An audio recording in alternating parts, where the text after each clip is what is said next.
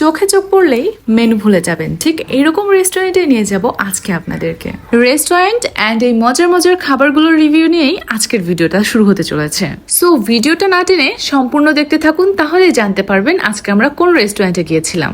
আজকে আমরা চলে গিয়েছিলাম কিংস রেস্টুরেন্টে, যেটার লোকেশন হলো চাঁচকোর মেইন রোড, গুরদাসপুর। যেহেতু নাটোরের মোটামুটি সব রেস্টুরেন্টে আমাদের যাওয়া হয়, তাই আজকে সবাই মিলে ভাবলাম নাটোরের বাইরে কোনো রেস্টুরেন্টে যাওয়া যাক। তাই আর দেরি না করে গুগল ম্যাপ দেখতে দেখতেই আমরা চলে আসলাম কিংস রেস্টুরেন্টে। সত্যি কথা বলতে বাইরে থেকে এই রেস্টুরেন্টটা দেখে আমরা সবাই খুব কনফিউজড হয়ে গিয়েছিলাম। দেন তাদের রেস্টুরেন্টের ভিতরের সেক্টরে যাওয়ার পরে আমরা বুঝলাম আমরা সঠিক জায়গাতেই এসেছি। যাই হোক, তাদের রেস্টুরেন্টের ভিতরে যে আমরা সবাই মিলে একটা টেবিলে বসে পড়ি অ্যান্ড যে তাদের মেনু কার্ডটা ফার্স্টে দেখছিলাম যে তাদের এখানে কি কি খাবার অ্যাভেলেবল আছে। তো দেখলাম তাদের এখানে অ্যাপিটাইজার্স আইটেম থেকে শুরু করে pizza, pasta, burger, sandwich, Sharma, সব রকমের আইটেমই আপনারা এখানে পেয়ে যাবেন। তো আমরা এখানে আমাদের পছন্দ মতো কয়েক রকমের খাবার অর্ডার করে ফেলি অ্যান্ড উইদিন 30 মিনিটস এর মধ্যেই তারা আমাদেরকে খাবারগুলো সার্ভ করে দেয়। তো ফার্স্টে আমরা কিংস স্পেশাল একটা মিট বক্স অর্ডার করে ফেলি, যেটা প্রাইস ছিল মাত্র 200 টাকা। সাথে ছিল বিবিকিউ চিকেন ললিপপ, যেটার প্রাইস ছিল 230 টাকা। আর এখন যে পিৎজাটা আপনারা দেখতে পাচ্ছেন, এটা ছিল কিংস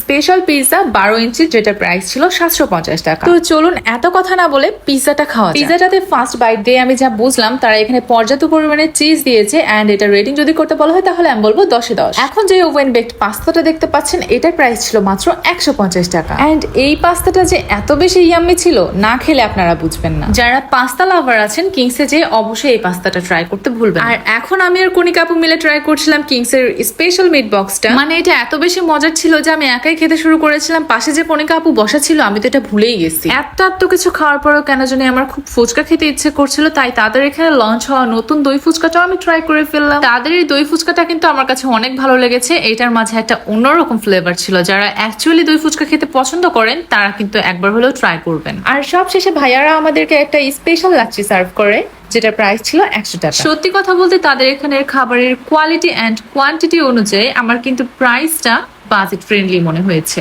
আর তাদের ইন্টেরিয়র ডিজাইন নিয়ে কি বলবো ভাই, যেদিকেই চোখ যায় সেদিকটাই পিকচার তোলার জন্য একদম পারফেক্ট।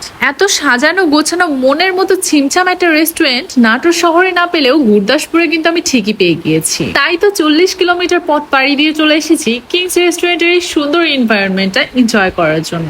আমি কিন্তু আমার ভিডিওর মাধ্যমে যথাসাধ্য চেষ্টা করেছি তাদের খাবারের অরিজিনাল রিভিউ দেওয়ার জন্য, প্লাস তাদের রেস্টুরেন্টের মূল সৌন্দর্যটা তুলে ধরার জন্য। তাই বলবো, আপনারা যারা এখনো মনের মতো একটা পরিবেশের রেস্টুরেন্ট খুঁজে পাচ্ছেন না, তারা দৌড় দিয়ে কিংস রেস্টুরেন্টে চলে যান। আশা করছি 100% ভালো লাগবে। তো আমার আজকের ভিডিওটা এখানেই শেষ করছি। আপনাদের কার কাছে কেমন লেগেছে অবশ্যই কমেন্ট করে জানাতে কিন্তু ভুলবেন না। দেখা হবে আবার পরবর্তী কোনো ভিডিওতে। সেই পর্যন্ত সবাই ভালো থাকবেন। আল্লাহ হাফিজ।